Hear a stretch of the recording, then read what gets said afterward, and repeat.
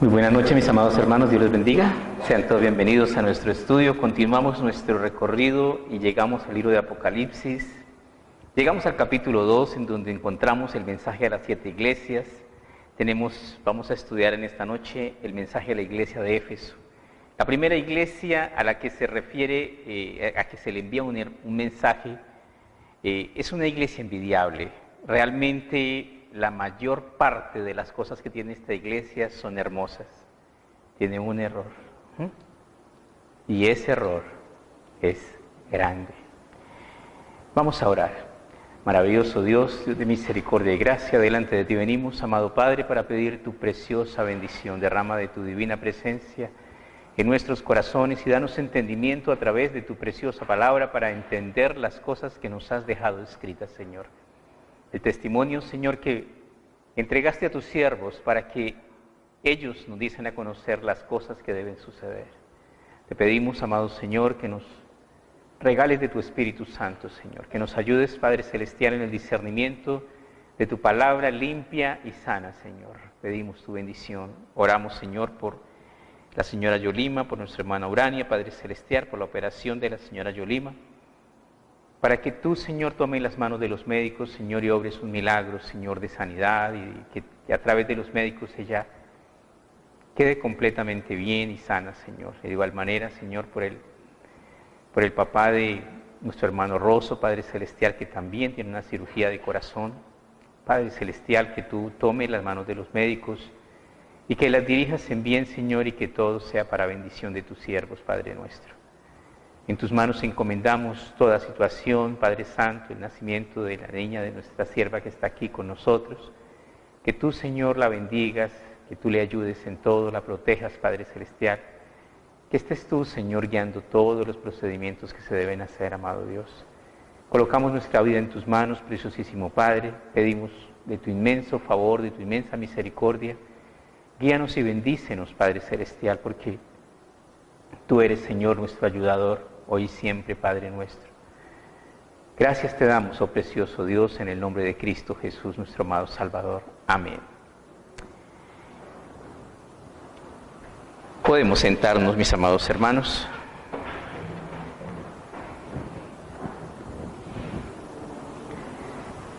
Abramos nuestras Biblias en Apocalipsis, en el capítulo 2. Apocalipsis 2. Hoy nos vamos a dedicar solamente a los primeros 7 versículos, que es la iglesia de Éfeso. La iglesia de Éfeso es una de las iglesias de Asia Menor, en donde el apóstol Pablo, quien fue el que fundó la iglesia, predicó fervientemente en esta región y fundó la iglesia de Éfeso. La iglesia de Éfeso es una iglesia que empezó muy bien, pero no permaneció en ese buen estado en el cual empezó. Desafortunadamente, el empezar bien no garantiza que usted termine bien. La Biblia nos habla acerca de una situación bastante recurrente y nos dice que muchos son los llamados a la fe, pero los escogidos son pocos. Muchos empiezan en el camino cristiano y pocos terminan victoriosos. Éfeso, una de las grandes ciudades del mundo antiguo, la mayor de Asia Menor, orgullosa de su título, la guardiana del templo. Este título se le daba porque allí estaba una de las maravillas del mundo antiguo y lo podemos corroborar en el libro de los Hechos, capítulo 19, versículo 34. Hechos 19, 34. En el libro de los Hechos está el apóstol Pablo predicando, y hay un gran alboroto. Hechos 19, 34, desde el 19, 23 en adelante nos habla acerca del alboroto en Éfeso, diciéndonos que efectivamente esto fue allá. Pero vamos a leer solo la conclusión que está aquí en el versículo 34. Pero cuando le conocieron que era judío, a Pablo, todos a una voz gritaron casi por 2 horas: grande es Diana de los Efesios. Entonces el escribano, cuando había apaciguado la multitud, dijo: varones efesios, ¿Y quién es el hombre que no sabe que la ciudad de Efesios es guardiana del templo de la gran diosa Diana y de la imagen venida de Júpiter? Entonces, era la guardiana del templo. Desafortunadamente, esto no llevaba a nada bueno. En ese templo había inmunidad ante las cuestiones civiles, entonces se hizo refugio de mucho malhechor. Y prácticamente desde allí gobernaba todo lo que era, los maleantes gobernaban desde este lugar debido a su importancia. Y no fue un lugar de buena influencia, sino que desafortunadamente fue un lugar de mala influencia social. La iglesia en Éfeso llegó a ser una iglesia grande y orgullosa, pero inició muy bien el libro de Efesios en el capítulo 1, versículo 15. En el libro de Efesios, en el capítulo 1, porque hay un libro dedicado exclusivamente a ellos, el libro de Efesios,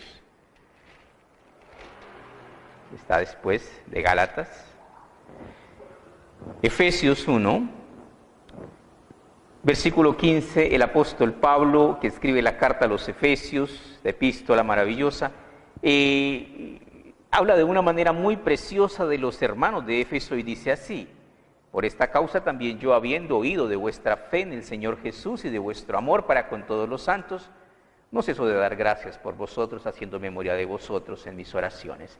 Era una iglesia amorosa, era una iglesia ferviente, era una iglesia muy convencida de su fe en Cristo Jesús. Volvemos a nuestro inicio y vamos a empezar en el capítulo 2, en el versículo 1 del libro de Apocalipsis. Apocalipsis significa revelación.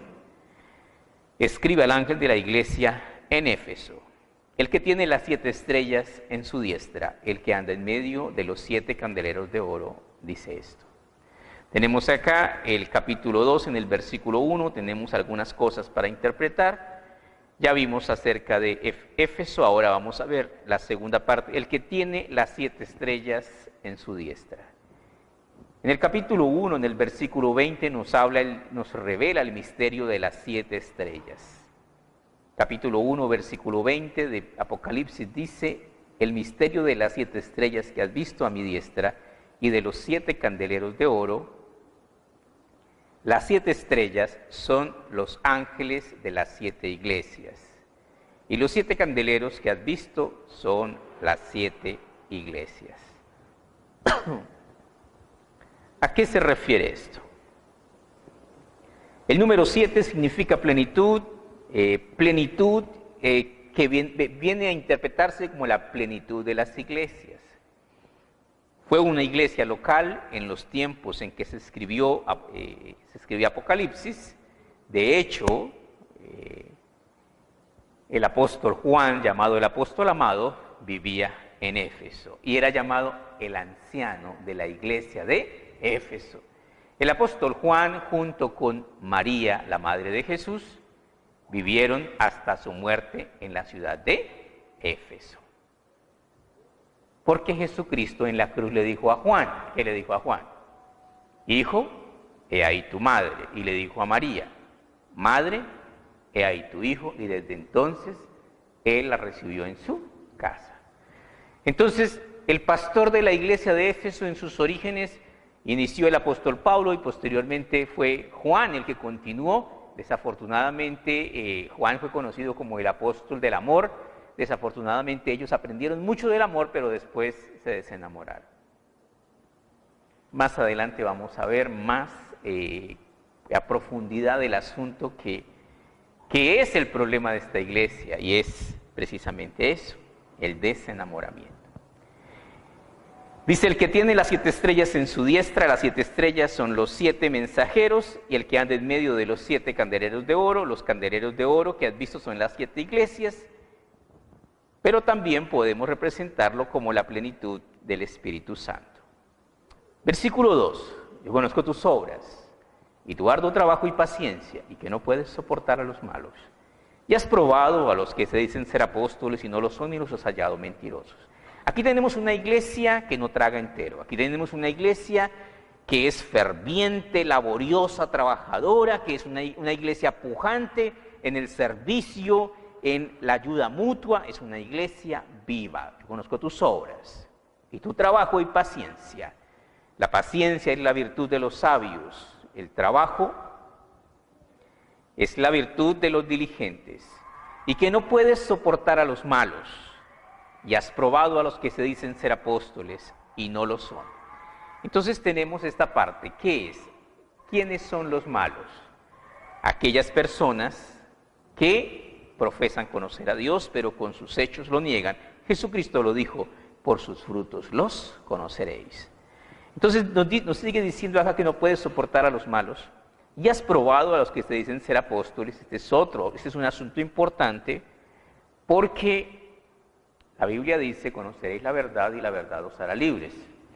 Porque desafortunadamente, hoy día, siglo XXI, muchas personas dicen ser apóstoles.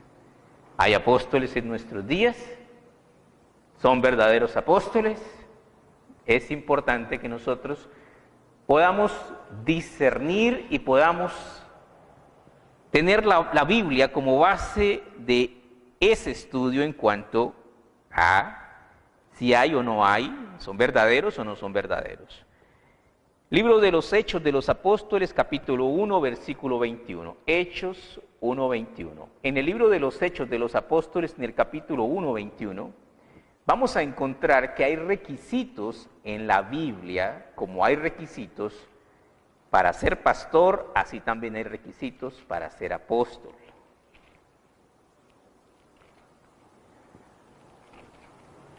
Hechos 1, 21. Es necesario, pues, que de estos hombres que han estado juntos con nosotros todo el tiempo en que el Señor Jesús entraba y salía entre nosotros, comenzando desde el bautismo de Juan, hasta el día en que de entre nosotros fue recibido arriba, uno se ha hecho testigo con nosotros de su resurrección. ¿Cuáles son los requisitos? Es necesario que haya sido bautizado por Juan el Bautista, que haya sido testigo presencial ¿de quién? Del ministerio, obra, ¿de quién? De Jesucristo.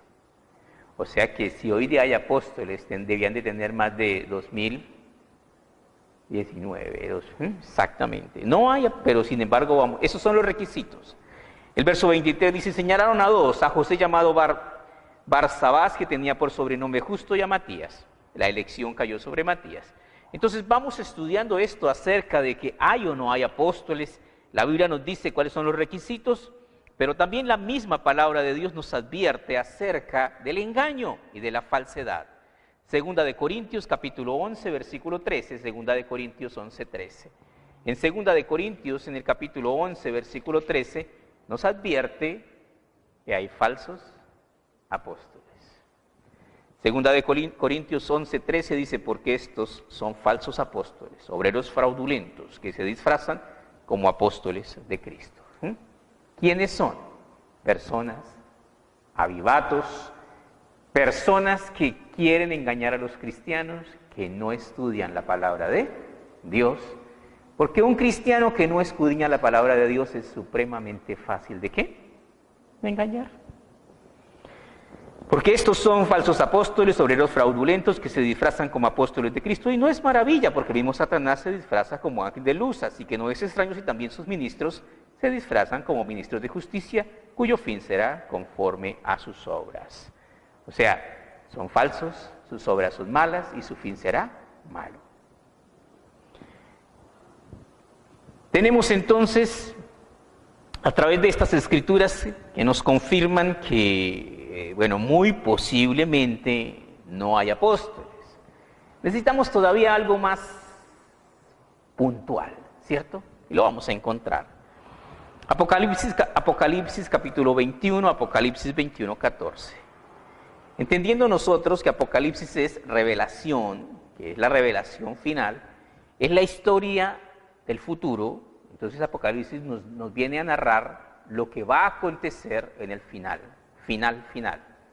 Apocalipsis 21, 14 dice, y el muro de la ciudad tenía 12 cimientos, y sobre ellos los 12 nombres de los 12 apóstoles del Cordero.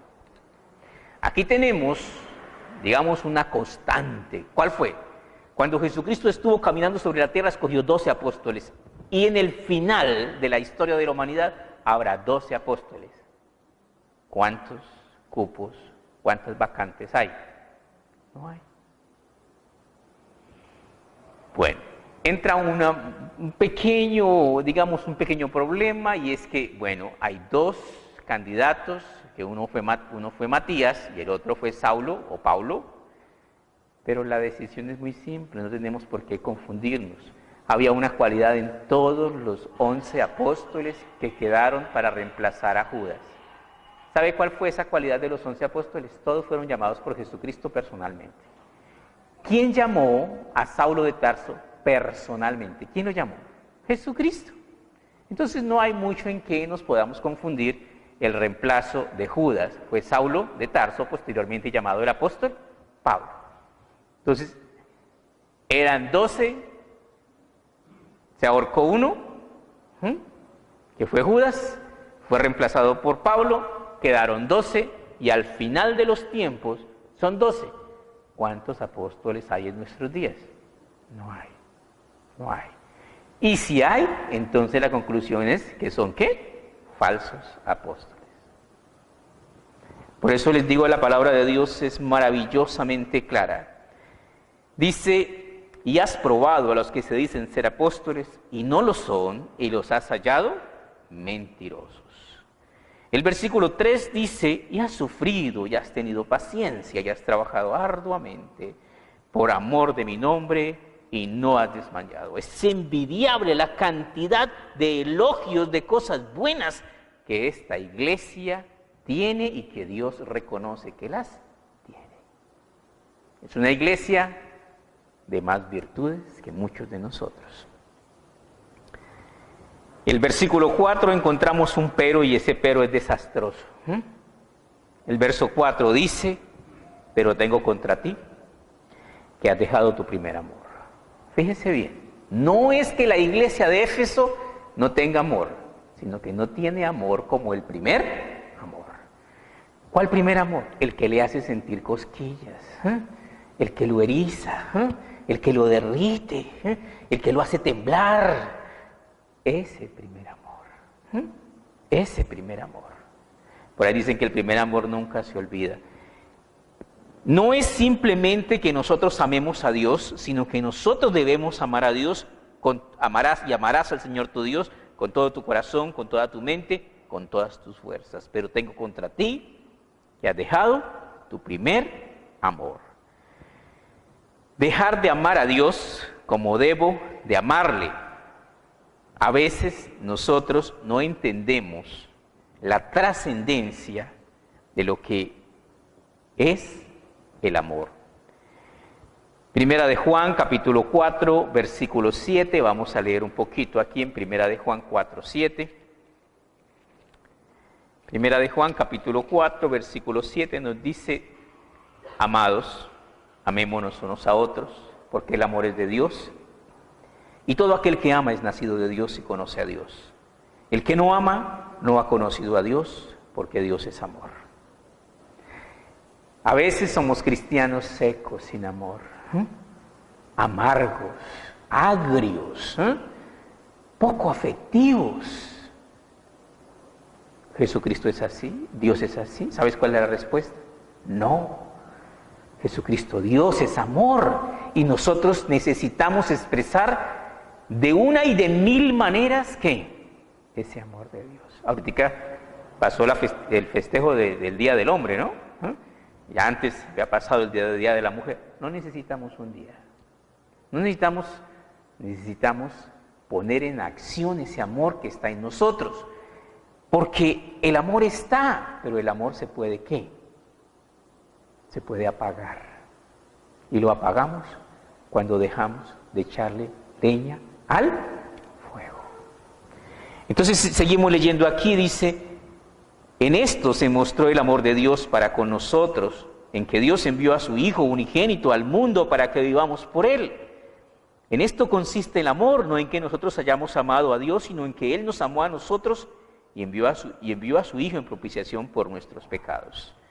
Amados, si Dios nos ha amado así, debemos también nosotros amarnos unos a otros. ¿Cuál es el mensaje? Que nos amemos. ¿Qué es lo más importante? ¿Cuál es el sello que manifiesta la presencia de Dios? El amor. Satanás no sabe lo que es el amor. ¿Por qué? Porque no es Dios, y Dios es amor. Nosotros vamos ahora a 1 Corintios, en el capítulo 13, 1 Corintios 13, de conocer la importancia tan sobrenatural que tiene el amor, y nos lo viene a relatar aquí 1 Corintios, en el capítulo 13, dice, versículo 1, si yo hablase lenguas humanas y angélicas y no tengo amor, vengo a ser como metal que resuena o címbalo que retiñe. Si yo tuviese la capacidad de hablar lenguas humanas y angélicas y no tengo amor, en algunas iglesias la manifestación del poder sobrenatural de Dios es el don de lenguas. Pero usted puede recibir el don de lenguas y usted puede tener un corazón seco, y no le va a servir de nada. Y eso es lo que está aquí aclarándonos 1 Corintios 13, luego dice el versículo 2, si tuviese profecía y entendiese todos los misterios y toda ciencia, y si tuviese toda la fe de tal manera que trasladase los montes y no tengo amor, ¿qué dice? Nada soy. A veces somos supremamente, ¿qué? Cuantitativos. Uy, no, esos son gastos innecesarios. Se está perdiendo el capital. Uy, no. No hay entierros con trasteo. El día que te mueras, ¿qué te llevas? Te llevas tus obras. Pero no quise hacer ninguna porque, yo quería ahorrar. Vas a perder mucho. ¿Qué dice Dios de los ricos? Dígales a los ricos que sean ricos ¿en qué? En buenas obras. No detengas tu mano, todo lo bueno, todo lo justo, todo lo amable, todo lo que es de buen nombre, en eso pensad y eso hacer. Versículo 3, si repartiese todos mis bienes para dar de comer a los pobres y si entregase mi cuerpo para ser quemado y no tengo amor, ¿se da cuenta? De nada me sirve. Ahora, el pastor dijo que tocaba darle algo, pues voy a comprarle algo. Si no tiene amor, no haga nada, eso es perdido. Lo primero es que debo tener amor en mi corazón. Tengo que aprender a que ese amor que hay en mi corazón salga e inunde mi vida. De lo contrario no será algo ni aceptable ni agradable ante la presencia de Dios. Volvemos a Apocalipsis, seguimos leyendo acá en el capítulo 2, pero tengo contra ti que has dejado tu primer amor. ¿Qué es ese primer amor? Ese primer amor lleva consigo tantas cosas. Ese primer amor lleva consigo el conocimiento de la otra persona, el pasar tiempo con la otra persona, el dedicarle tantas cosas a la otra persona. Ahora, pasas tiempo con Dios, te gusta leer la Biblia, te encanta sumergirte, escudriñando, disfrutando del conocer cada día más acerca de la divina gracia, del perdón, de las promesas, de la vida eterna. Dios es amor y le encanta que nosotros nos relacionemos con Él bajo esa relación de amor. Versículo 5 dice, recuerda por tanto de donde has caído y arrepiéntete ya las primeras obras, pues si no vendré pronto a ti y quitaré tu candelero de su lugar si no te hubieres arrepentido. ¿Qué representa el candelero? El Espíritu Santo. ¿Qué pasa si yo no quiero obedecer a las normas, reglamentos de Dios? Dios quitará, ¿qué? Su Espíritu Santo de mí. En el versículo 5 entonces tenemos que Dios nos dice que puede quitar de nosotros el Espíritu Santo. Efesios capítulo 4 versículo 30. Libro de Efesios en el capítulo 4 versículo 30 dice así, y no contristéis al Espíritu Santo de Dios con el cual fuisteis sellados para el día de la redención. Contristar, entristecer. El Espíritu Santo es ese ayo, ese tutor, ese maestro que se ha propuesto una tarea bastante difícil, bastante imposible. ¿Cuál? tomarte a ti, tomarme a mí y hacer de nosotros una copia de Cristo en la tierra. Es muy difícil, porque somos tercos. Y no solamente eso, es difícil porque lo que nosotros tenemos de concepto de pecado difiere del concepto de Dios. Para nosotros, ¿qué es pecado? Esa es la vida buena. Eso es lo chévere de la vida. Para Dios, ¿qué es pecado? Separación y muerte. Porque la paga del pecado es la muerte. Teniendo conceptos diferentes, necesitamos unificar conceptos. ¿Quién hace eso? El Espíritu Santo. Entonces el Espíritu Santo es el que nos convence de pecado y de juicio y nos advierte aquí: no contristéis al Espíritu Santo de Dios, con el cual fuisteis sellados para el día de la redención. ¿Y cómo lo contristamos? El verso 31 dice: quítese de vosotros toda amargura. Hay cristianos que a toda hora viven, desayunaron alacranes, almorzaron escorpiones y cenaron jugo de limón. Tenemos que mostrar el gozo de Dios en nosotros. Ese gozo debe mostrarse en sonrisas, en un corazón que irradia ternura, compasión, amor, bondad. Quítese de vosotros toda amargura, enojo, gritería, maledicencia y toda malicia. Antes, sed benignos unos con otros, misericordiosos, perdonándoos unos a otros, como Dios también os perdonó a vosotros en Cristo. ¿Qué dice? Perdone como Dios también me ha perdonado. ¿Qué quiere decir eso? Perdonar y olvidar. ¿Olvidar qué? Todo. Olvidar por completo la ofensa. Recuerda, por tanto, de dónde has caído y arrepiéntate ya las primeras obras. Entonces es importante que nosotros podamos experimentar y podamos arrepentirnos verdaderamente. Libro de el Evangelio según San Juan, capítulo 16, versículo 7. En el Evangelio según San Juan, en el capítulo 16, Jesucristo está hablando con los discípulos de algo que ellos no logran entender, pero que es una verdad maravillosa. Evangelio según San Juan, capítulo 16, versículo 7. Y está hablando de su partida. Jesucristo les está dando a entender que Él se va. San Juan 16, versículo 7, les dice Jesucristo: pero yo os digo la verdad, os conviene que yo me vaya, porque si me fuere el Consolador, porque si no me fuere el Consolador no vendría a vosotros, mas si me fuere os lo enviaré. ¿De quién está hablando? ¿A quién denomina el Consolador? El Espíritu Santo. Él viene a consolarnos en nuestras penas, a ayudarnos en nuestras debilidades, a hacer esa obra que Dios se ha propuesto hacer en nosotros. Cuando Él venga, versículo 8, y cuando Él venga, convencerá al mundo de pecado, de justicia y de juicio. Si yo tengo un concepto equivocado acerca del pecado, ¿quién me cambia mis ideas? El Espíritu Santo. Si usted le pregunta a un pecador, ¿qué es pecar? Chévere. Eso es lo más bonito de la vida, dice el pecador. Sí, pero si usted le pregunta a un cristiano que de pronto pecó, ¿cómo se siente? Triste. Ha defraudado la confianza de Dios. Siente un peso en su corazón. Es diferente.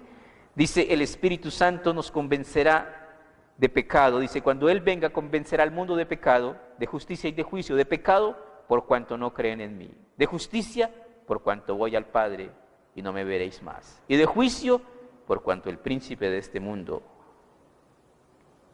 ha sido ya juzgado. ¿A quién se identifica como el príncipe de este mundo? A Satanás. Entonces, el Espíritu Santo es el que nos ayuda a entender nuestros pecados. Libro de Proverbios, capítulo 28, libro de Proverbios, capítulo 28. ¿Has escuchado la palabra arrepiéntete? A veces nosotros, cuando escuchamos esa palabra arrepiéntete, podemos fácilmente responder: ¿de qué? Yo no soy tan malo. Proverbios 28, 13. Todos somos malos. Nuestras justicias son trapos de inmundicia.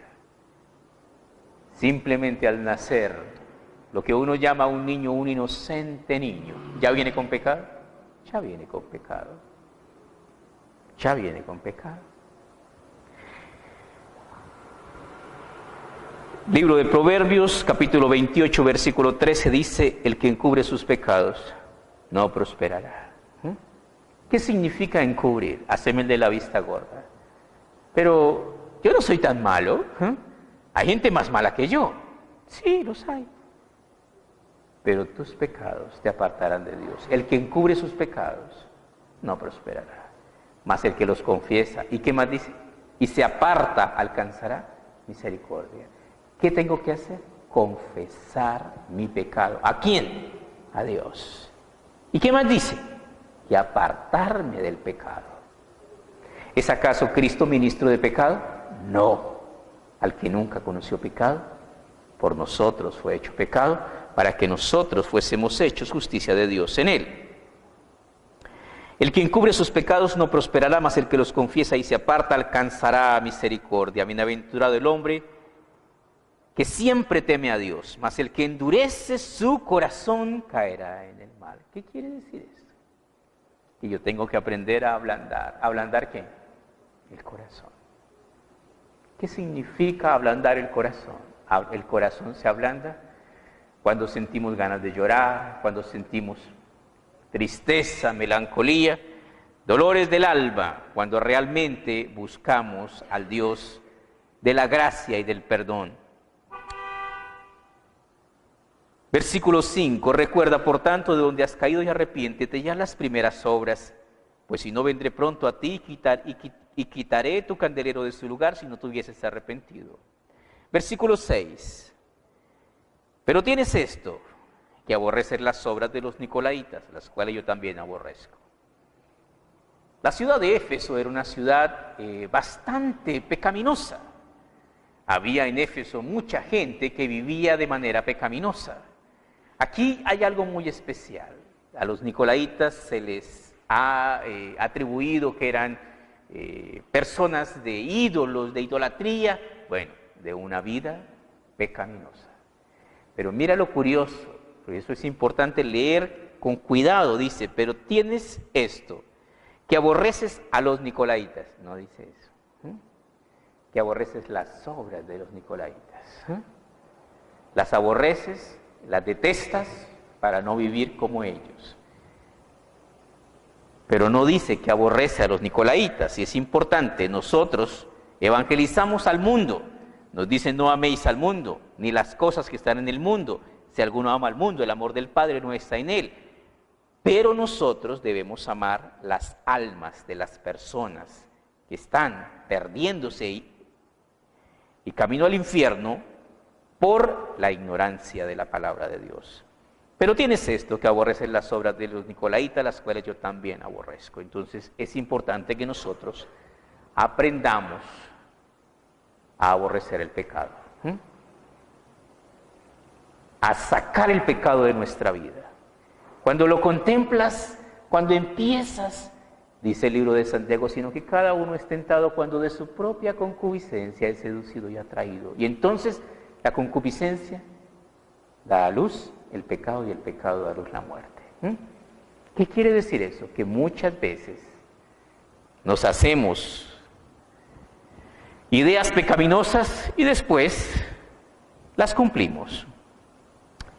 Llegamos al final, dice el último versículo, el que tiene oído oiga, el que tiene oído oiga lo que el Espíritu dice a las iglesias. ¿Qué quiere decir esto? El que quiera oír y que se quiera salvar, que escuche y obedezca. Al que venciere, le daré a comer del árbol de la vida. ¿Qué es esto? ¿Te has preguntado alguna vez? Y hay una respuesta bastante curiosa. ¿Te has preguntado alguna vez qué pasó con el paraíso? ¿En dónde quedaba el paraíso? Bueno, el paraíso está quizás entre las regiones de Irak, algunos dicen que entre Siria y Turquía. Bueno, la verdad es que no se sabe a ciencia cierta dónde está el paraíso. La Biblia nos menciona de 4 ríos, pero ¿Dónde está el paraíso? No sabemos. Aquí hay un dato extraño, dice, le daré a comer del árbol de la vida, el cual está en medio del paraíso de Dios. ¿Qué? ¿El árbol de la vida dónde está? Hace poco un amigo me dijo, pastor, el paraíso fue destruido por el diluvio. Aquí dice que el paraíso ¿dónde está? Ahí está. Vamos a leer algunas cositas importantes acerca del paraíso, acerca del Edén, porque debemos aprender a enfocar nuestras ideas sobre los textos de la Biblia. Génesis capítulo 2, versículo 8. Génesis 2, 8. Libro de los Orígenes, capítulo 2, versículo 8, nos dice, Jehová Dios plantó un huerto en Edén, al oriente, y puso allí al hombre que había formado. Y Jehová Dios hizo nacer de la tierra todo árbol delicioso a la vista, y bueno para comer, también el árbol de la vida, en medio del huerto, y el árbol de la ciencia del bien y del mal. Y salía de Edén un río para regar el huerto, y de allí se repartía en 4 brazos. El nombre del uno era Pisón, este es el que rodea la tierra de Ávila, donde hay oro, y el oro de aquella tierra es bueno. Y hay también Bedilio y Onice, y el nombre del segundo río es Gión, este es el que rodea la tierra de Cus. Y el nombre del tercer río es Hidekel, este es el que va al oriente de Asiria, y el cuarto río es el Éufrates. Esas son las indicaciones geográficas del huerto del Edén.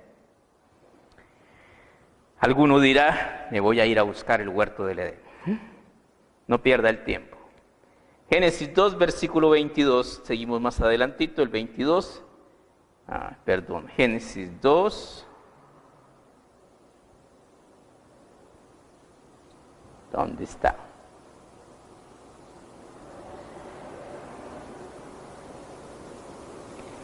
Génesis 3, 22. Sí, Génesis 3, 22. Génesis 3, 22 dice, y dijo Jehová Dios, he aquí el hombre es como uno de nosotros. ¿Nosotros quién? Nosotros Dios Padre, Hijo y Espíritu Santo, sabiendo el bien y el mal. Ahora pues no alargue su mano y tome también del árbol de la vida y coma viva para siempre.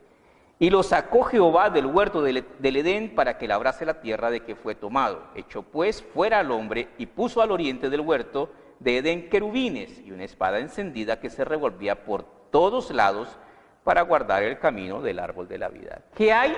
Querubines. ¿Qué son querubines? Ángeles poderosos. ¿Para que qué? Para que protejan el huerto del Edén. Nadie puede encontrarlo. Y si Dios dice que nadie puede encontrarlo, ¿quién lo va a encontrar? Nadie. Pero nos queda una pequeña incógnita acerca del árbol de la vida. Apocalipsis capítulo 22, versículo 1. Y aquí terminamos. Apocalipsis 22. El árbol de la vida. Es un árbol prodigioso. Dice en el capítulo 22 de Apocalipsis, después me mostró un río limpio de agua de vida, resplandeciente como el cristal que salía del trono de Dios y del Cordero. Y en medio de la calle de la ciudad, a uno y otro lado del río, estaba el árbol de la vida. El árbol de la vida será traído a la tierra. Es un árbol prodigioso, maravilloso. Hace cosas increíbles. ¿Proviene de Dios? ¿Qué dice? Que produce 12 frutos. ¿Qué? 12 frutos. Aquí empieza la gente a 12 frutos. Sí, dice que 12 frutos. ¿Y cómo es que los produce todos al tiempo o cada mes da una cosecha diferente? Parece que cada mes da una cosecha diferente. Mira, dando cada mes su fruto. O sea, parece que cada mes da una cosecha distinta. Para que la gente no se aburra. Hay solo manzanas. Hay de todo. Y las hojas del árbol eran para la sanidad de las naciones. Que curan las hojas del árbol. Hay algunos hierbateros que dicen, si ve las hierbitas, el tecito de ¿qué? De coquita, ¿si ve? No, estas hojas son hojas especiales exclusivamente del árbol de la vida y curan todas las enfermedades. Ahí está la medicina. ¿De quién? De Dios. Al lado y lado del río, por las dos orillas, crecerán en abundancia árboles ¿de qué? De la vida. Para alimento del hombre y para sanidad de las enfermedades. ¿Por qué Dios hace eso? Porque Dios es bueno. Porque en el corazón de Dios siempre ha estado tu bien. Y en tu corazón, ¿qué hay? Dame, hijo mío, tu corazón y yo seré tu Dios y tú serás mi hijo. La voluntad de Dios es que nosotros nos acerquemos al Señor con un corazón contrito y humillado, en plena certidumbre de fe, y estemos dispuestos a obedecer su voluntad. Y Dios no se va a esforzar por ser bueno, porque Él es bueno y porque Él es fiel. Vamos a orar. Maravilloso Padre, te damos gracias por tu gran bondad y tu inmensa misericordia. En tus manos, Señor, colocamos nuestra vida. La iglesia de Éfeso fue una iglesia que empezó bien y terminó mal porque se olvidó del amor, del primer amor, Señor.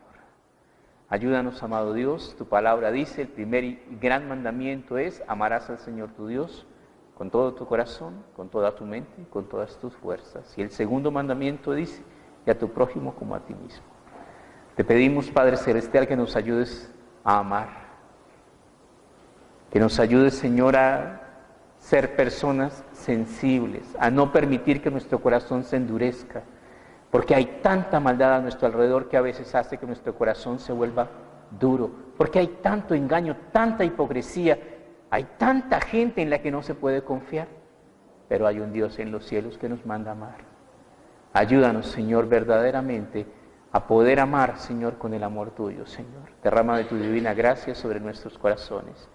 Ponemos en tus manos, Señor, a nuestra hermana Urania, Padre Celestial, oramos por ella, precioso Dios, por la sanidad, Padre Santo, para que tú, Señor, la guardes, la protejas y la bendigas, Señor. Va a cirugía, Padre Celestial. Usa, Señor, los médicos, que todo salga bien, amado Dios. En tus manos descansamos, Padre nuestro. Guárdanos del mal, Señor. Gracias te damos, oh Dios eterno, en todo y por todo. Amén.